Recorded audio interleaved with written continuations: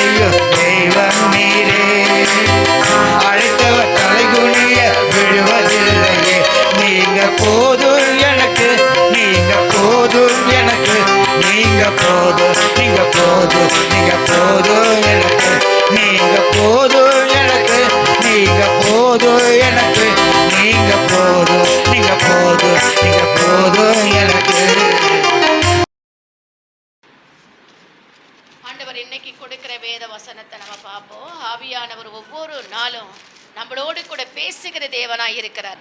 அவர் பேசுகிற தேவன் நம்மளோடு பேசுகிறவராய் இருக்கிறார். இன்னைக்கு நான் இந்த நாளிலே உங்களுக்கு மத்தியில் என்ன செய்தி கொடுக்கணும் என்பதற்காக நான் ஆயத்தப்படும் பொழுது ஆண்டவர் கொடுத்த காரியம் என்னென்னா, பிரசங்கி குறித்து நான் வாசிக்கிற வேளையில் பிரசங்கி 2வது அதிகாரம் 18-19 நான் அந்த அதிகாரத்தை வாசிச்சுட்டு வரும் பொழுது அந்த பிரசங்கி சொல்லுகிறார், நான் பட்ட பிரயாசத்தை எல்லாம் வெறுத்தேன் அப்படின்னு சொல்கிறாரு. என்னவா அவர் சொல்கிற காரியம் என்னென்னா, நான் பட்ட பிரயாசத்தை எல்லாம் வெறுத்தேன்னு சொல்கிறாரு. அதுதான் இன்னைக்கு தலைப்பு. நான் பட்ட பிரயாசத்தை எல்லாம் வெறுத்தேன். ஏன் அவர் வெறுத்தார்? வெறுப்பதற்கு காரணம் என்ன? அதனால் நமக்கு நாம் என்ன செய்ய வேண்டும் அப்படின்றத தான் நம்ம இன்றைக்கி சிந்திக்க போகிறோம். எடுத்தவளு வாசிங்க. பிரசங்கி 2வது அதிகாரம் 18-19. சூரியனுக்கு கீழே நான் பட்ட பிரயாசத்தை எல்லாம் வெறுத்தேன்.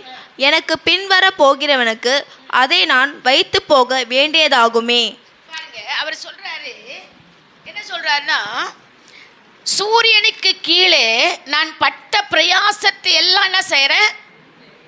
வெறுத்தேன்றாரு. சூரியனுக்கு கீழே நான் செய்த பிரயாசங்கள், நான் பட்ட பிரயாசத்தை எல்லாத்தையும் என்ன செஞ்சேன்? பார்த்தேன். ஆனால் அந்த பிரயாசத்தை எல்லாத்தையும் பார்த்து நான் வெறுத்துட்டேன்னு சொல்கிறார். ஏன் அவர் அப்படிப்பட்ட வார்த்தையை சொல்லணும் அப்படின்னு சொன்னால், அந்த 19வது வசனத்தை வாசிங்களே. அவன் புத்திமானாய் இருப்பானோ, அவன் புத்திமானாய் இருப்பானோ, மூடனாய் இருப்பானோ, அவன் மூடனாய் இருப்பானோ, அதை யார் அறிவார்? அதை யார் அறிவார்? ஆகிலும் சூரியனுக்கு கீழே நான் பிரயாசப்பட்டு ஞானமாய் சம்பாதித்த சகல வஸ்துக்களை பேரிலும் அவன் அதிகாரி ஆவான். வஸ்துக்களின் பேரிலும் அவன் அதிகாரி ஆவான். இதுவும் மாயையே. எவ்வளோ அந்த வார்த்தையை படிக்கும் பொழுது எனக்கு கொஞ்சம் யோசனையாக இருந்தது. ஆமாம்ல, நம்ம என்னதான் ஓடி ஓடி சம்பாதிச்சாலும் நிறைய பேர் புலம்புறத நான் கேட்பேன். நிறைய பேர் புலம்புவாங்க. என்னன்னா, ஜெபிக்கிறதுக்கு தான் சொல்லுவாங்க. என்கிட்ட என்ன சொல்லுவாங்கன்னா, எவ்வளோ கஷ்டப்பட்டேன் நானே, எத்தனையோ கஷ்டத்தின் நடுவில் இந்த வீடை கட்டினேன். ஆனால் என் பிள்ளை என்ன செஞ்சிச்சு?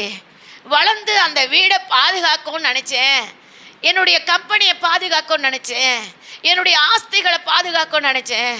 ஆனால் அது கொஞ்ச நேரத்தில் நான் உயிரோடு இருக்கும்போதே என் கண் முன்னாடியே ஒன்றொன்னா விற்று என்ன பண்ணிடுச்சு?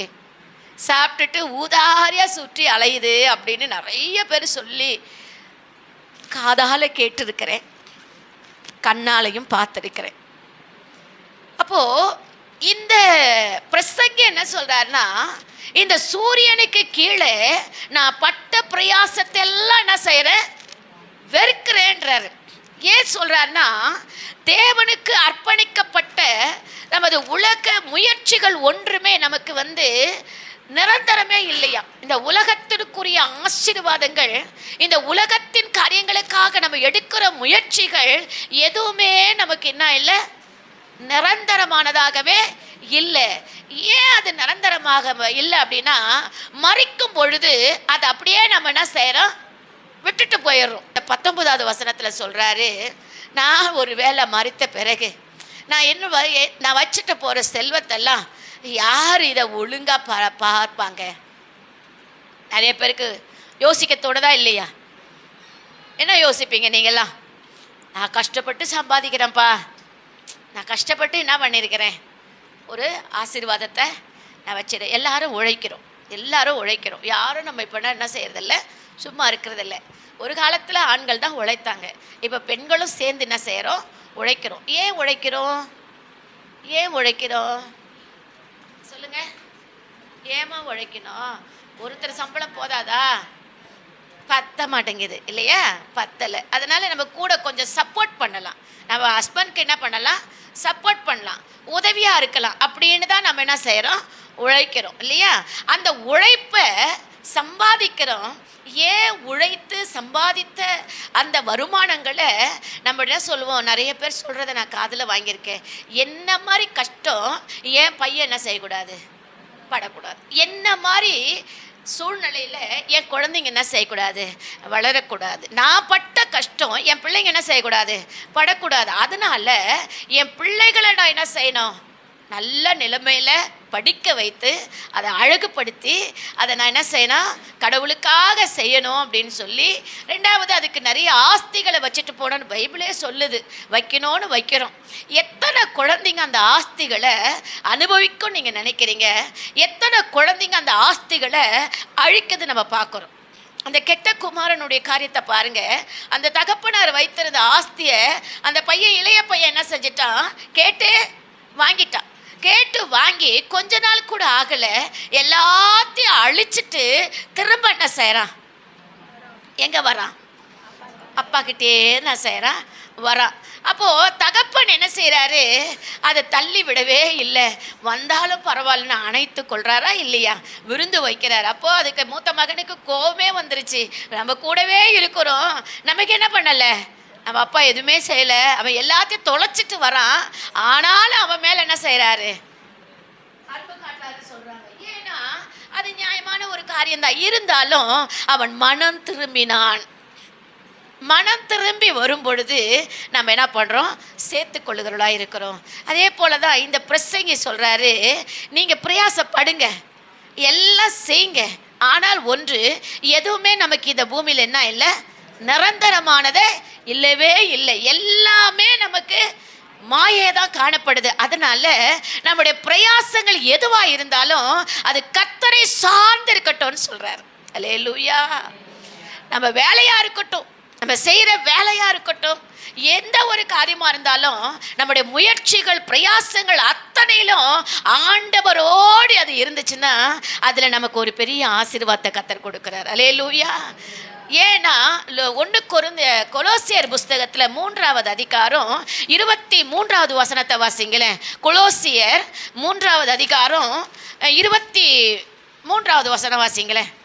நீங்கள் கர்த்தராகிய கிறிஸ்துவை சேவிக்கிறதுனாலே சுதந்திரமாகிய, பாருங்க, நீங்க கர்த்தராகிய கிறிஸ்துவை சேவிக்கிறதுனால எப்படி இருக்கிறீங்க? சுதந்திரமாகிய பலனை கர்த்தராலே பெறுவீர்கள் என்று அறிந்து எதை செய்தாலும் அதை மனுஷர்களுக்கென்று செய்யாமல் கர்த்தருக்கென்றே மனப்பூர்வம் செய்தாலும் அது மனுஷனுக்கென்று செய்யாம எப்படி செய்யணுமா? கர்த்தருக்கென்று என்ன பண்ணணுமா? அதை தான் இந்த கொலோசியரில் அப்போஸ்தலனாகிய பவுல் சொல்கிறாரு.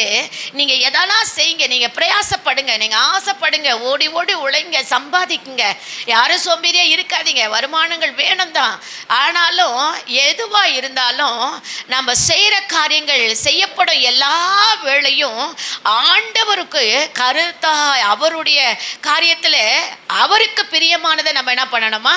செய்யணும். எப்படி நம்ம செய்ய முடியும்னா, நம்ம உழைக்கும் போது நம்முடைய எஜமான் கிறிஸ்து என்பதை நினைக்க வேண்டும். நம்முடைய எஜமான் யாரு? கிறிஸ்து அப்படின்னு நினைக்கணுமா? நம்முடைய ஆண்டவருக்காக செய்யப்படும் பணிக்கு நிச்சயம் ஒரு நாளில் நல்ல பிரயாசம், நல்ல பலன் நமக்கு கிடைக்கும்ன்ற நம்பிக்கையோடு நம்ம என்ன செய்யணுமா? பிரயாசப்படும். நம்ம எந்த நம்முடைய வேலையாக இருக்கட்டும், நம்ம கொடுக்குறதா இருக்கட்டும், எதுவாக இருந்தாலும் மனுஷனுக்கேன்னு செய்யாமல் யார் பார்க்குறாங்க? கர்த்தர் பார்க்கிறான்னு சொல்லி நம்ம என்ன பண்ணணுமா? செய்யணுமா? அதுக்கு அடுத்த 24வது வசனம் என்ன சொல்லுது பாருங்க. அநியாயம் செய்கிறவன் தான் செய்த அநியாயத்திற்கு ஏற்ற பலனை அடைவான். நம்மளுக்கு ஒரு ஆண்டவர் வருஷம் சொல்ற, அநியாயம் செய்கிறவன் அநியாயத்துக்கு ஏற்ற பலனை என்ன செய்ய போறான்? அடைவான். பட்சபாதமே இல்லை. பட்சபாதமே கிடையாதான் யாருக்கிட்ட? ஏசப்பா கிட்ட எந்த விதமான பட்சபாதமே கிடையாது. எபேசியர்ல 6வது அதிகாரம் 6வது வசனத்தை வாசிங்களேன். எபேசியர் எடுத்துக்கங்க, 6வது அதிகாரம் 6வது வசனத்தை வாசிங்க. மனுஷருக்கு பிரியமா இருக்க விரும்புகிறவர்களாக பார்வைக்கு, அத சொல்றாரு, மனுஷனுக்கு பிரியமா இருக்க பார்வைக்கு என்ன பண்ணக்கூடாதா? ஊழியம் செய்யாமல் கிறிஸ்துவின் ஊழியக்காரராக மனப்பூர்வமாய் தேவனுடைய சித்தத்தின்படி செய்யுங்கள். தேவனுடைய சித்தத்தின்படி என்ன பண்ணணுமா? செய்யணும். நான் இந்த வசனத்தை படிச்சுட்டு ஜெபம் பண்ண ஆண்டவர்கிட்ட, ஏசப்பா ஊழியம் செய்யற விஷயத்துல கூட என்ன சொல்றாரு? மனப்பூர்வமா என்ன பண்ணுங்க, செய்யுங்க. அது கூட பார்வைக்கு என்ன பண்ணக்கூடாது? யாரோ நம்மளை மெச்சிக்கிற மாதிரி புகழ்ற மாதிரி ஊழியம் செய்யாதபடிக்கு ஆண்டவர் நம்மளை பார்க்குறாரு சொல்லி என்ன பண்ணுங்க, ஊழியம் செய்யுங்க. இப்போ நிறைய பேர் ரெண்டு பேராக சேர்ந்து இப்போ நீங்கள் ஜெபிக்கிறீங்க, உண்மைதானே? ஜெபிக்கிறீங்க, ஒரு ஆள் இல்லையா சொல்லுங்க. அப்போ ஜெபிக்கிறீங்க, ஆமென். ரெண்டு பேர் நான் கேட்டது 2 பேர் தான். நீங்கள் 5 பேர் 6 பேர்லாம் கூட தேவையில்லை, இருந்தால் பரவாயில்ல, 10 பேர் கூட வச்சுக்கோங்க, வேண்டான்னு சொல்லலை. ஆனால் 2 பேராச்சும் இணைந்து அந்தந்த வீடுகளில் நீங்கள் ஜெபம் பண்ணி பாருங்கள். பார்வைக்கு ஊழியம் செய்யாமல் கர்த்தருக்குன்னு ஊழியத்தை செஞ்சு தான் பாருங்கள், உங்கள் வீடு ஆசீர்வாதமாக இருக்கும். 8 வசனங்கள் இருக்கு, அப்போ அதை வாசிச்சிருங்களேன். அடிமையானவன் ஆனாலும் சுயாதீனம் உள்ளவன் ஆனாலும், பாருங்க, அடிமையானவனா இருந்தாலும் சுயாதீனம் உள்ளவனா இருந்தாலும் அவனவன் செய்கிற நன்மையினாலே கர்த்தரிடத்தில் பலனை அடைவான் என்று. பாருங்க, அவனவன் செய்கிற நன்மையினாலே யாரிடத்துல பலன் வருதா? கர்த்தரிடத்துல பலன் வருது. மனுஷன் கொடுக்கறானோ இல்லையோ, கர்த்தரே நமக்கு என்ன செய்றாரு? பலன் கொடுக்கிறார். அடுத்தது, மனுஷனுக்கென்று ஊழியம் செய்யாமல் பாஸ்டர்மா சொல்றாங்க அந்த ஜெபத்தை செய்யாம கர்த்தருக்கென்று என்ன பண்ணுங்க? நல்ல மனசோட என்ன பண்ணுங்க? ஊழியம் செய்யுங்க. அல்லேலூயா. அடுத்தது சொல்றாரு பாருங்க, கிறிஸ்தவ குடும்பங்களை குறித்து ஒரு விதிமுறைகள் நமக்கு வச்சிருக்கிறார். ஒரு கிறிஸ்தவங்க அப்படின்னா அந்த குடும்பம் எப்படி இருக்கணும் அப்படின்னு சொல்லி நமக்குள்ள ஒரு விதிமுறை இருக்குதா இல்லையா? எத்தனை பேர் இருக்குதுன்றீங்க? நமக்கு ஒரு விதிமுறை இருக்குதா இல்லையா? சொல்லுங்க, இருக்குதா இல்லையா? இருக்குது. அந்த விதிமுறை பிரகாரம் தான் நம்ம என்ன பண்ணணும்? நடக்கணும். அப்போ கொலோசியர் 3வது அதிகாரம் 18வது வசனமும் 19வது வசனத்தை வாசித்து பாருங்களேன். 3 தானே?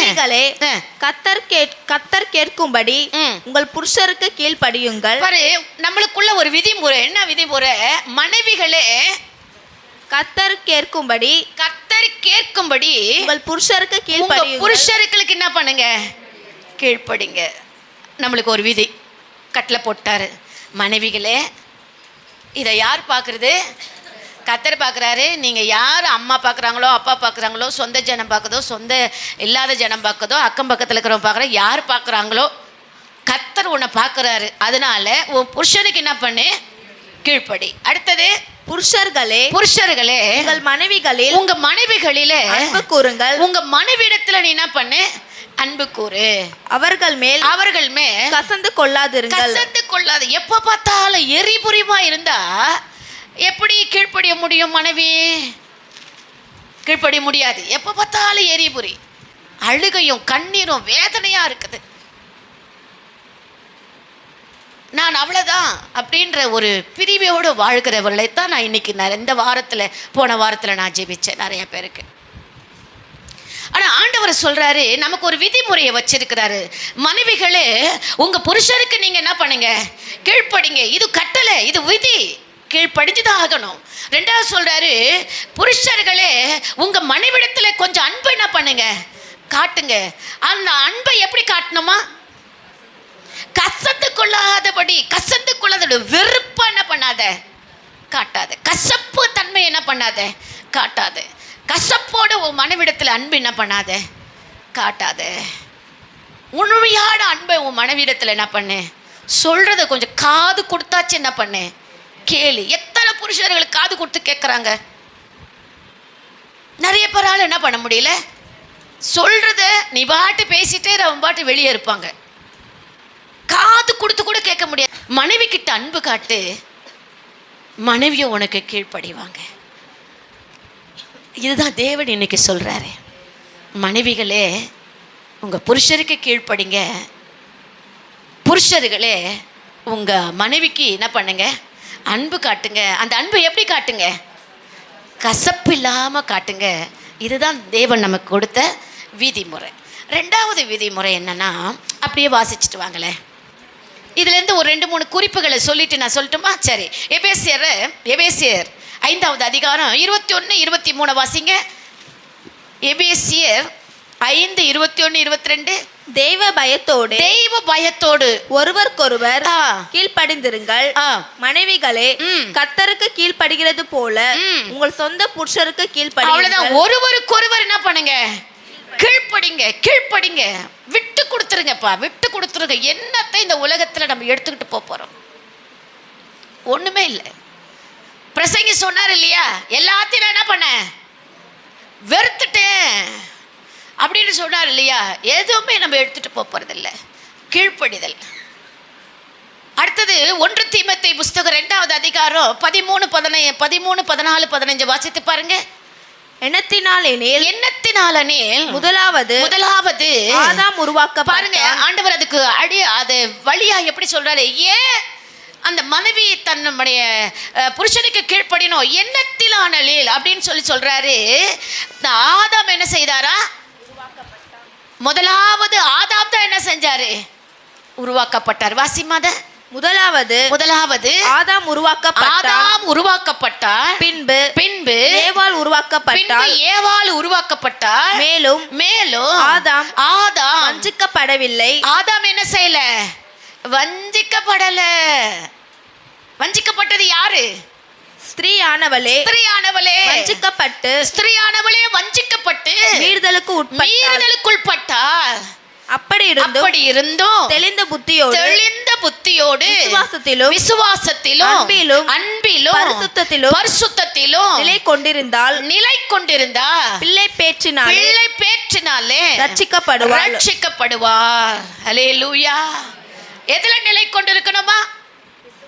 விசுவாசம், அன்பு, அந்த பரிசுத்தம் ஒரு மனைவிக்குள்ள இருக்கணும். விசுவாசம், அன்பு, பரிசுத்தம்.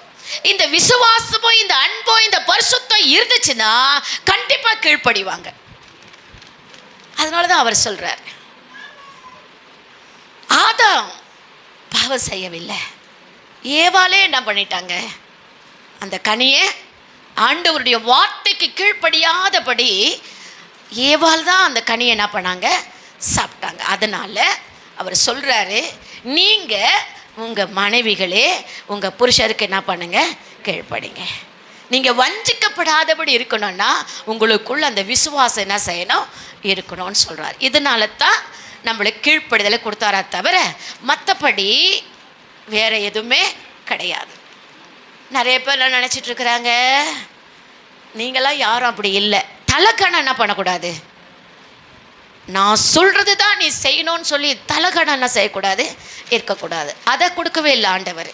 டக்குன்னு பாவத்தில் விழுறவங்க ஸ்திரீ தான். ஆசைகள் வருவதும் ஸ்திரீகளுக்குள்ளதான். அதனால தான் சொல்றாரு கீழ்ப்படி.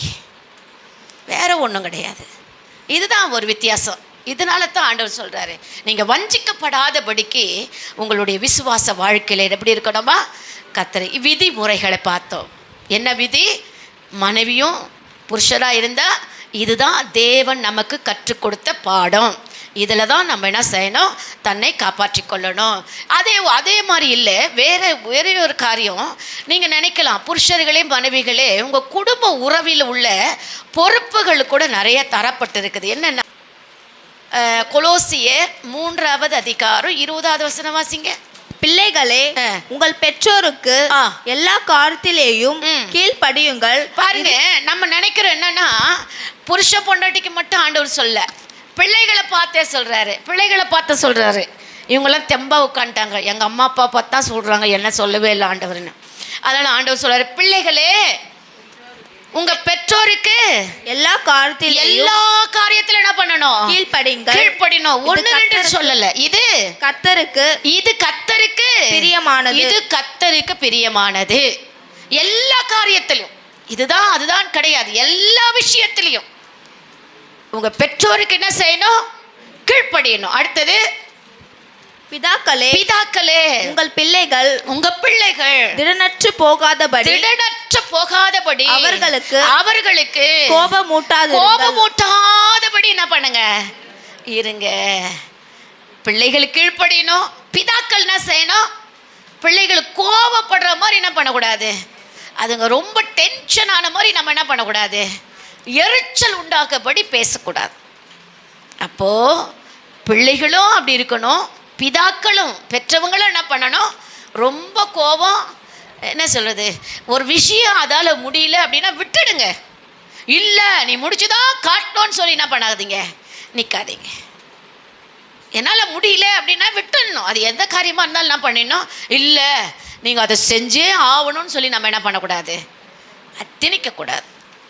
அப்போது அதுதான் நம்மளுக்கு கோபத்தை அந்த பிள்ளைகளுக்கு என்ன செய்கிறோம், கொடுக்குறோம். அடுத்தது வேலைக்காரரே வேலைக்காரரே சரீரத்தின்படி உங்கள் எஜமான்களா இருக்கிறவளுக்கு எல்லா காரியத்திலும் என்ன பண்ணுங்க, கீழ்ப்படிந்து நீங்க மனுஷருக்கு பிரியமாய் இருக்க விரும்புகிறவர்களாக பார்வைக்கு ஊழியம் செய்யாம தேவனுக்கு பயப்படுகிறவர்களாக கபடம் இல்லாத இருதயத்தோட என்ன பண்ணுங்க, ஊழியம் செய்யுங்க. அவ்வளோதான். உங்கள் பிதாக்கள், அப்பா அம்மா, பிள்ளைங்க, அது வேலைக்காரங்க. நம்ம எஜமானுக்கு எப்படி இருக்கணும், நம்மளை எஜமான் நம்பி என்ன செய்கிறாரு, ஒரு பொறுப்பை கொடுத்துட்டு போகிறாரு. அந்த எஜமானுக்கு நம்ம எப்படி இருக்கணும், உண்மையாக இருக்கணும். அதில் கூட நம்ம ஒரு ஏமாற்றத்துக்குள்ளே என்ன பண்ணக்கூடாது, வரக்கூடாது. அதில் உண்மையாக இருக்கும்போது கர்த்தர் நம்மளை ஆசீர்வதிக்கிற தேவனாக இருக்கிறார். உன் எஜமானுக்கு என்ன பண்ணு, உண்மையாயிரு. நீ அவருக்கு பயப்படுறியோ இல்லையோ, உன்னை படைத்தவருக்கு பயப்படு, அவருக்கு பயந்து வாழ. அவர் நம்மளை பார்த்துக்கிறாரே அப்படின்னு சொல்லி நீ பயந்து செஞ்சனா, கடவுள் அதை எல்லாத்தையும் பார்த்துக்கிட்டு இருக்கிறாரு. இது எல்லாத்தையும் பார்த்து என்ன சொல்கிறாரு, இதெல்லாம் நீங்கள் செஞ்சீங்கன்னா, என்னுடைய விதிமுறைகளெல்லாம் நீங்கள் கை கொண்டீங்கன்னா, பரலோகத்தில் எவ்வளோ பெரிய ஆசீர்வாதத்தை உங்களால் அடைய முடியும். இந்த பூமியிலையும் சந்தோஷத்தையும் சமாதானத்தையும் ஆசீர்வாதத்தையும் கர்த்தர் நமக்கு கொடுக்கிற தேவனாக இருக்கிறார். பார்வைக்கு ஊழியம் செய்யாமல் அவருடைய விதிமுறைகளை பின்பற்றி அவருடைய சத்தத்திற்கு செவி கொடுத்து கர்த்தருக்கு பிரியமான காரியத்தை செய்யுங்க. பிரயாசப்படுங்க, வேண்டான்னு சொல்லலை. ஆனால் ஆண்டவருடைய விருப்பத்துக்கு இணைந்து என்ன பண்ணுங்க, பிரயாசப்படுங்க. அடுத்தது ஒரு காரியத்தை சொல்கிறேன் பாருங்க, வாசிங்க.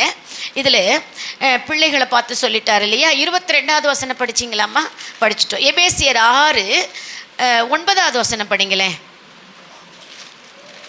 நான் முடிச்சிடுறேன். எஜமான்களே அப்படியே நீங்களும் வேலைக்காரருக்கு செய்ய வேண்டியவைகளை செய்து. அப்போ எஜமான வேலை வாங்குறவங்க மட்டும் இல்லை, வேலை செய்கிறவங்க மட்டும் இல்லை, எஜமானா இருக்கிறவங்க கூட சொல்கிறேன். நான் எஜமான் அப்படின்னா எஜமான் கூட என்ன செய்யணுமா? வாசிங்கத. எஜமான்களே அப்படியே நீங்களும் வேலைக்காரருக்கு செய்ய வேண்டியவைகளை என்ன பண்ணுங்க, செய்யுங்க. வேலைக்காரர்களுக்கு செய்ய வேண்டியதை என்ன பண்ணுங்க, செய்யுங்க.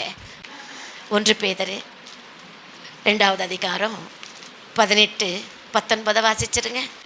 வேலைக்காரரே அதிக பயத்துடனே உங்கள் எஜமானுக்கு கீழ்ப்படிந்திருங்க. நல்லவர்களுக்கும் சாந்த குணம் உள்ளவர்களுக்கும், நல்லவனா இருக்கட்டும், சாந்த குணம் உள்ளவளா இருக்கட்டும், மாத்திரமல்ல முரட்ட குணம் உள்ளவர்களுக்கும். உங்க எஜமான் நல்லவரா இருக்கிறாரு, அவருக்குத்தானே கீழ்ப்படிவை. இந்த முரட்டு பிடிச்சவனுக்கு கீழ்ப்படிய மாட்டோம்லாம் சொல்லக்கூடாது. அவங்க நல்லவர், அவங்க முரட்டு பிடிச்சவங்களா இருக்கட்டும், சாத்த குணமுள்ளவளா இருக்கட்டும். அடுத்தது கீழ்ப்படிங்க. ஏனெனில் தேவன் மேல் பற்றுதலாய் இருக்கிற மனசாட்சி நிமித்தம் ஒருவன் அநியாயமாய் பாடுபட்டு உபத்திரவங்களை பொறுமையாய் சகித்தால் அதுவே பிரிதாய் இருக்கும். அதுதான் நல்லதுன்னு சொல்றாரு ஆண்டவர். பாருங்க, சாத்த குணம் உள்ளவனுக்கு மட்டும் கொடுக்குறாங்க. இந்த எஜமானு கொடுக்கிறாரு நல்லவரு சொல்லாத. முரட்டாட்டமா இருக்கிற மனிதனுக்கு நீ கீழ்ப்படி. ஏன்னா உனக்கு கடவுளுக்கு கொடுத்த விதிமுறைகள். நல்லவங்களா இருந்தாலும் கீழ்ப்படி, கெட்டவங்களா இருந்தாலும் கீழ்ப்படி. உன் வேலையில உண்மையாயிரு. அது சாந்த குணமுள்ளவனா இருக்கட்டும், முரட்டு குணமுள்ளவனாக இருக்கட்டும். கடைசி அந்த வார்த்தை என்ன சொல்லுது? அந்த வார்த்தை, அந்த வசனத்தை படிச்சிங்களே, எதுக்காக கீழ்ப்படியணுமா? படிச்சிருங்களேன். ஏனெனில் தேவன் மேல் பற்றுதலா இருக்கிற மனசாட்சி நிமித்தம். இதுதான் பாயிண்ட். நீங்க கடவுள் மேலே பற்றுதலா இருக்கிறது உண்மைன்னா அந்த மனசாட்சி நிமித்தம் நீங்க என்ன பண்ணணுமா? பாடுபட்டு உபத்திரவங்களை பொறுமையாய் என்ன பண்ணுங்க? சகித்தால் அதுதான் தேவனுக்கு என்னதான் பிரியம். கஷ்டம்தான். நிறைய பேர் சொல்வாங்க, எவ்வளோ கஷ்டப்பா, எவ்வளோ கஷ்டம், எத்தனை பாடு நான் வேலை செய்கிற இடத்துல. தேவ ஜனமே, ஏதோ ஒரு காரணத்தினால தான் நம்ம வேலைக்கு போகிறோம், நல்லது. ஆனால் முரட்டாட்டமான எஜமானாக இருக்கட்டும், சாந்த குணம் உள்ள எஜமானாக இருக்கட்டும், நீங்கள் கர்த்தருக்கு பயந்து உண்மையாக வேலை செய்யுங்க, வந்துடுங்க. உங்கள் கூலியை, உங்கள் உழைப்பை யார் ஏமாத்தினாலும் கர்த்தர் வேறு விதமாக அதை பிடுங்கி உங்கள் கையில் என்ன பண்ணுவார்? கொடுப்பார். நம்பிக்கை உள்ளவங்க அல்லேலூயா சொல்லுங்கள். கண்டிப்பாக கொடுப்பார், உங்களை ஆசீர்வதிப்பார். இருக்கணும். நீ ஆண்டவருக்கு முதலிடத்தை கொடுத்துட்டு உட்கார்ந்து ஓடிப்பார், நீ எதிர்பார்க்கறதுக்கு விட அதிக நன்மை உனக்கு செஞ்சிருவார். ஜபத்தை நம்ம செஞ்சிருவோமா? மகா இரக்கம் கிருபை நிறைந்த எங்கள் ஆவியானவரே, நாங்கள் கிறிஸ்தவளாக இருக்கும் பொழுது எங்களுக்கு ஒரு சில அடிச்சுவடுகளை, சில விதிமுறைகளை எங்களுக்கு வைத்திருக்கிறீரப்பா. அதை நாங்கள் பின்பற்றி வாழ்வதற்கு எங்களுக்கு உதவி செய்யும். பிரசங்கி சொல்லுகிறார், நான் இந்த பூமியில் இந்த சூரியனுக்கு கீழே பட்ட பிரயாசங்கள் எல்லாத்தையும் நான் வெறுத்துட்டேன் ஆண்டவரே. அதன் நிமித்தமாக ஆண்டவரே, அதை பார்த்து அதன் நிமித்தமாக, அதை வாசித்ததன் நிமித்தமாக நாங்களும் எங்களுக்குன்னு வச்சிருக்கிற நீங்கள் கொடுத்த அந்த விதிமுறைகளை பின்பற்றி வாழ்ந்து நாங்கள் எங்களுடைய வேலையில், ஊழியத்தில் எதுவாக இருந்தாலும் உண்மையும் உத்தமமாக இருந்து உங்கள் சாட்சியாக நிற்க எங்களுக்கு அனுக்கிரகம் செய்யும். எங்கள் மக்களை உயர்த்தி பாருங்கள். ஒருவேளை எங்கள் பிள்ளைங்க வேலை செய்கிற இடத்துல ஆண்டவரே முரட்டு பிடிச்சவங்களாக இருக்கலாம், ஒருவேளை சாந்த குணமுள்ளவளாக இருக்கலாம். என் பிள்ளைங்க எவ்வளோ கஷ்டப்படுறாங்கன்னு உனக்கு தெரியும் ஆண்டவரே, என்னை விட உனக்கு நல்லா தெரியும், என்கிட்ட சொன்னால் தான் தெரியும். ஆனால் உங்களுக்கு எல்லாமே வெளிச்சமாக இருக்குது. எந்த சூழ்நிலையில் உங்கள் பிள்ளைங்க இருந்தாலும் அந்த சூழ்நிலையை கர்த்தர் மாற்றி எங்கள் பிள்ளைகளை நீர் ஆசீர்வதிங்க கர்த்தாவே. இங்கே வந்த ஒவ்வொருவரையும் நீர் ஆசீர்வதிங்க. அவங்களுடைய தொழிலை நீர் ஆசீர்வதிக்கப்படி நான் ஜெபிக்கிறேன். அவங்களுடைய உழைப்பை நீர் ஆசீர்வதித்து உண்மையாய் செய்கிற உங்களுடைய பிள்ளைகளுக்கு சமாதானத்தை கட்டளையிட்டு அவங்க நிம்மதியாக இருக்க அனுக்கிரகம் செய்யும். கசப்புகள், வெறுப்புகள், வைராக்கியங்கள், கோபம், சண்டை எல்லாத்தையும் ஒழியட்டும். ஒரு சமாதானத்தை எங்கள் பிள்ளைங்க மத்தியில் கொடும், குடும்பத்தில் கொடும். எங்கள் பிள்ளைகளை ஆசீர்வதியும். ஒருவேளை இந்த வசனங்களை கேட்டுக்கொண்டிருக்கிற ஆண்டவரே, எந்த பிள்ளைகளாக யாராக இருந்தாலும் கர்த்தாவே ஆண்டவரே, உம்முடைய கற்பனைகளை, விதிமுறைகளை கை கொண்டு வாழட்டும். உமக்கு பயந்து வாழும் பொழுது கர்த்தர் அவளை நீர் ஆசீர்வதிக்கிற தேவனாக இருக்கிறீர் ஆண்டவரே. உமக்கு பயந்து வாழட்டும். உமக்கு பயந்து அந்த வேலையில் உண்மையாக இருக்கட்டும், அந்த தொழிலில் உண்மையாக இருக்கட்டும்.